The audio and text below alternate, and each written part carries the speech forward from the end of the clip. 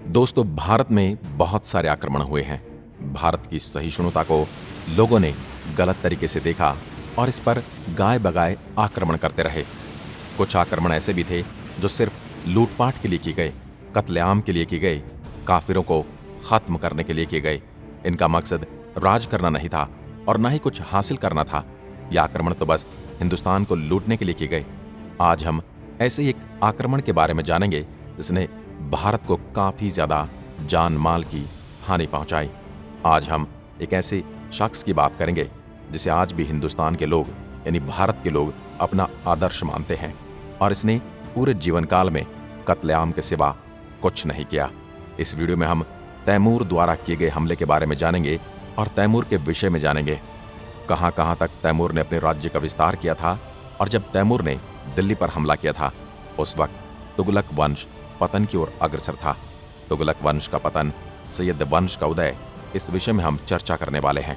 हम जानेंगे कि कैसे तैमूर ने हिंदुस्तान को लूटा, यह कत्लेआम मचाया और वापस लौट गया।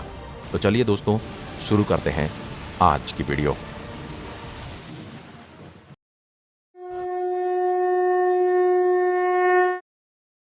बात है 17 दिसंबर 1398 ईस्वी की, जब मंगोल आक्रमणकारी तैमूर लंग के द्वारा दिल्ली के सुल्तान नसीरुद्दीन महमूद और उसके वजीर इकबाल मल्लू को पराजित करने के बाद दिल्ली में प्रवेश किया गया और 15 दिनों तक दिल्ली में रहकर जो लूटपाट की गई, जो कत्लेआम किया गया और जो आगजनी की गई, दिल्ली की ऐसी हालत कर दी गई कि कुछ दिनों तक दिल्ली वीरान सी हो गई। वहाँ चारों तरफ लाशें ही लाशें थीं। वहाँ चारों तरफ संक्रमण फैला हुआ था। यमुना नदी को पूरा लाशों से भर दिया गया था और कुछ इस प्रकार का आतंकी और भयभीत करने वाला हमला तैमूर लंग के द्वारा किया गया था सन 1398 ईस्वी में। तो आगे बढ़ने से पहले हम तैमूर के बारे में कुछ जान लेते हैं। यह तैमूर वही है जिसने 13 दिसंबर सन 1398 को दिल्ली पर आक्रमण किया था, बेगुनाह लोगों की निर्मम हत्याएं की थी और यहाँ का पैसा लूटकर अपनी राजधानी समरकंद वापस लौट गया था। आज हम इसी तैमूर के बारे में विस्तार से जानेंगे। तैमूर का जन्म 1336 ईस्वी में वर्तमान उज्बेकिस्तान के एक शहर इस सब्ज में हुआ था। इसका जो पिता था वह एक छोटा सा जागीरदार था और जब उसके पिता की मृत्यु हुई तो पिता की मृत्यु होने के बाद से ही सन 1360 ईस्वी में तैमूर उस जागीर का जागीरदार बना और तैमूर की मृत्यु हुई थी सन 1405 ईस्वी में, जब यह चीन अभियान के लिए जा रहा था। चीन पर हमला करने के लिए निकला। उस अभियान पर जाते समय इसकी मृत्यु हो गई थी। सन 1405 में अपने मृत्यु से पहले इसने जो एक साम्राज्य खड़ा कर लिया था, उस साम्राज्य में वर्तमान दुनिया में बहुत से बड़े बड़े देश आया करते थे, जिसे तैमूरी साम्राज्य कहा गया। तो इस तैमूरी साम्राज्य में कौन कौन से देश आया करते थे, हम आपको बताते हैं। एक आता था उज्बेकिस्तान और समरकंद, जो यहाँ की राजधानी हुआ करती थी। इसके अलावा अफगानिस्तान, तुर्कमेनिस्तान, ईरान का काफी सारा हिस्सा, इराक का हिस्सा आया करता था। इसके अलावा एशिया माइनर का हिस्सा, एशिया माइनर उस हिस्से को कहते हैं जो वर्तमान में तुर्की का भाग है, वह एक हिस्सा है। इसके अलावा इसके साम्राज्य में जो हिस्से आते थे उसमें एक हिस्सा इजिप्ट का भी आता था, लीबिया आया करता था, लेबनान इसी का हिस्सा था, इटली आया करता था। इसके अलावा ग्रीस, और कुल मिलाकर मतलब ये है इसने जो साम्राज्य स्थापित किया था वह थोड़े ही समय में एक बहुत बड़ा साम्राज्य हो गया था।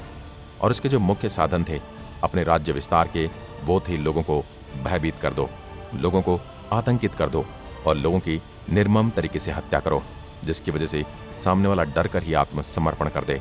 थोड़ा सा इसके बारे में और जान लेते हैं। इसकी जो नस्ल थी वो बरलास और मूल रूप से यह मंगोल का था। ये मंगोल से उठे हुए लोग थे, इसलिए इन्हें मंगोल कहा गया। दरअसल मंगोल के आसपास का जो क्षेत्र है यह घास का मैदान है और यह अलग अलग जनजातियां रहती थी और छोटे छोटे कबीलों में, और इन कबीलों का एक सरदार हुआ करता था जिनको खान कहा जाता था। ये लोग शुरू में मुसलमान नहीं थे, लेकिन बाद में चलकर इन्होंने इस्लाम स्वीकार कर लिया। इनका जो जीवन था वह बहुत संघर्षमय जीवन हुआ करता था, इसलिए इन लोगों में संघर्ष करने की शक्ति थी। और इनके संबंध में ऐसा कहा जाता है कि ये लोग घोड़ों पर हजारों किलोमीटर की यात्रा कर लिया करते थे। घोड़े पर ही ये लोग सो जाया करते थे, घोड़ों पर ही खाना खा लेते थे। बात आती है मार्च अप्रैल 1397 को तैमूर लंग ने समरकंद से दिल्ली की ओर प्रस्थान किया। एक विषय और समझने योग्य है, जिसके नाम के आगे जो ये लंग है, ये लंगड़ा शब्द ही लंग लिखा गया है। दरअसल जब इसने शुरू में सैन्य अभियान आरंभ किए तो आरंभिक सैन्य अभियानों के दौरान ही ये घायल हो गया था। इसकी एक टांग कट गई थी और ये लंगड़ा हो गया था। इसी वजह से इसको तैमूर लंगड़ा कहा गया और तैमूर लंगड़ा को शॉर्ट में तैमूरलंग कहा गया। तैमूर लंगड़ा जो है ये मार्च अप्रैल 1397 ईस्वी को समरकंद से दिल्ली पर हमला करने के लिए चल पड़ा। अब जब यह आया तो सितंबर 1398 ईस्वी को इसने सिंधु नदी को पार किया और सिंधु नदी को पार करने के बाद ये झेलम नदी के किनारे किनारे चलते आगे की ओर बढ़ा। और जब ये झेलम नदी के किनारे से आगे बढ़ रहा था तो इसके साथ आकर एक सेना और जुड़ी और वो सेना लेकर आया था इसका एक पोता जो काबुल का सूबेदार था, जिसका नाम था पीर मोहम्मद। वो मुल्तान को जीत कर ही आया था। मुल्तान को जीतने के बाद झेलम नदी के पास आकर वो तैमूर से आकर मिल गया। अब जब तैमूर आगे की ओर बढ़ा तो इसने सबसे पहले भारत में जो हमला किया वह था राजस्थान के भटनेर, वर्तमान में जो हनुमानगढ़ के नाम से प्रसिद्ध है। इसी हनुमानगढ़ जिले में एक कस्बा बसा हुआ था, एक स्थान है भटनेर, और यहाँ पर भाटी शासकों द्वारा एक किला बनाया गया था जिसे भटनेर दुर्ग कहा गया। हालांकि वो बीकानेर के शासक थे सूरत सिंह, जिनके द्वारा यह किला 1705 ईस्वी में इस किले को जीत लिया गया था और मंगलवार के दिन जीता था। इसलिए भटनेर के स्थान पर इसका नाम बदलकर हनुमानगढ़ कर दिया गया, क्योंकि मंगलवार हनुमान जी का वार होता है। तैमूरलंग जब यहाँ आया तो उसने भटनेर पर आक्रमण किया। यहाँ पर बहुत से आम लोगों की निर्मम हत्याएं की, कत्लेआम किया। इसके अतिरिक्त तैमूरलंग ने भटनेर दुर्ग के संबंध में अपनी आत्मकथा में भी लिखा है। इसकी आत्मकथा है तजुके तैमूरी, जिसमें इसने लिखा है कि मैंने भटनेर जैसा मजबूत और सुरक्षित किला पूरे हिंदुस्तान में कहीं पर नहीं देखा। हालांकि इसने पूरे हिंदुस्तान का भ्रमण तो नहीं किया था, खैर अच्छा ही हुआ उसने पूरे हिंदुस्तान का भ्रमण नहीं किया, नहीं तो और भी कई जगह कत्लेआम करता, या हो सकता है कि इसका भी यहाँ पर कत्ल हो जाता।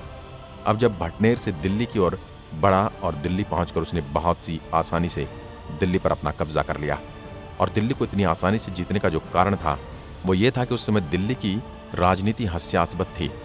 दरअसल दिल्ली पर उस समय एक नहीं दो सुल्तानों का राज था। कुछ किलोमीटर के दायरे में ही एक अलग राजा था और कुछ किलोमीटर के दायरे में दूसरा।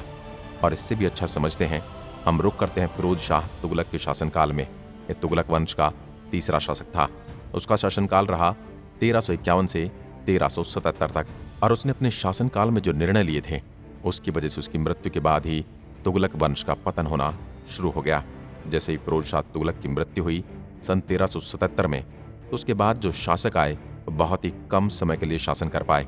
एक आता, इतने में दूसरा आ जाता और फिर तीसरा, और यही स्थिति लगातार चलती रही। एक दूसरे को मारकर ये गद्दी पर बैठते रहे और फाइनली 1394 ईस्वी में फिरोज शाह तुगलक, जो इनका पोता था, इसका नाम था नसीरुद्दीन महमूद शाह, वो सुल्तान बन गया। इसके बीच और भी सुल्तान आए।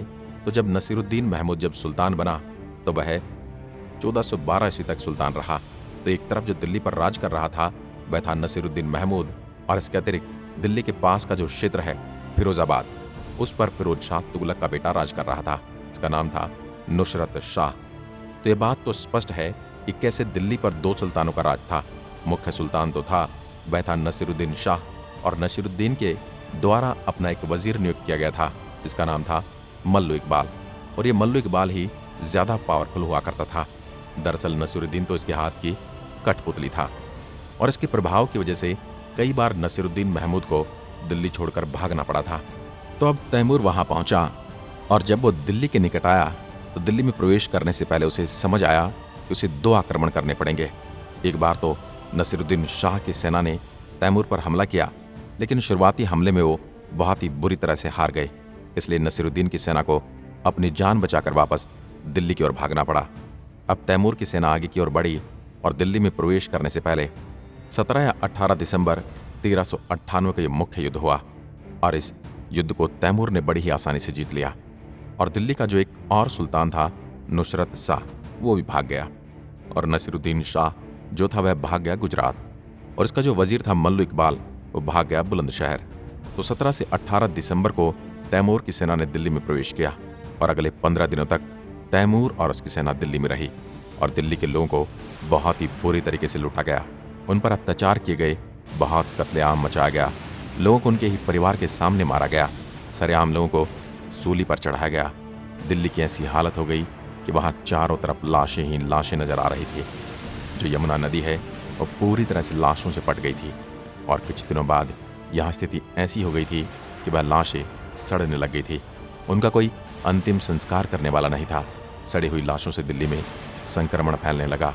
दिल्ली के लोग दिल्ली छोड़कर जाने को मजबूर हो गए थे। तैमूर और उसकी सेना ने पूरे 15 दिनों तक दिल्ली में खूब कहर बरसाया और पूरी दिल्ली को लूट कर तैमूर जनवरी 1399 को वापस समरकंद चला गया। जब वो समरकंद वापस गया तो एक व्यक्ति था जिसका नाम था खिजन खां। उसने अपने जीते हुए राज्य का गवर्नर उसे घोषित कर दिया। मुख्य रूप से तैमूर के जो जीते हुए राज्य थे उसमें थे लाहौर, मुल्तान और दीपालपुर। ये तीनों ही वर्तमान में पाकिस्तान में स्थित हैं। तो इन क्षेत्रों को गवर्नर युक्त घोषित किया गया खिजन खां को। अब खिजन खां को भी जान लेते हैं कि आखिर है कौन जिस पर तैमूर को इतना भरोसा था।